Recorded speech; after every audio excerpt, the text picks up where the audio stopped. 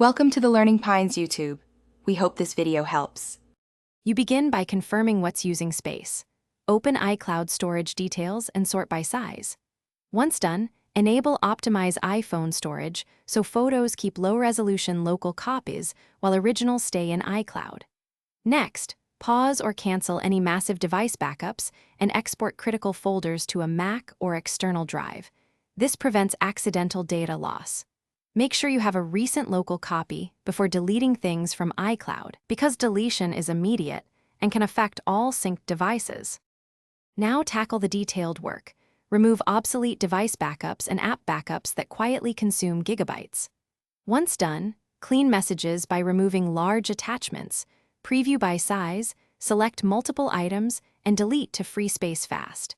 Make sure to move non-essential large files like video projects or archives to an alternative cloud or local drive. Keeping only active data in iCloud prevents recurring growth. Also review iCloud Drive folders and delete duplicates. This reduces automatic finish by verifying your clean storage numbers in settings and decide if you still need more space. If so, subscribe to an iCloud Plus plan. Do this after cleanup so you pay for only what you need. Once purchased or after deletions, sign out and back into iCloud or restart devices to force resync and update totals. If the storage amount doesn't change, wait a few minutes for server-side sync and then try again. If problems persist, contact Apple support for account-specific resolution. This resolves most stuck states.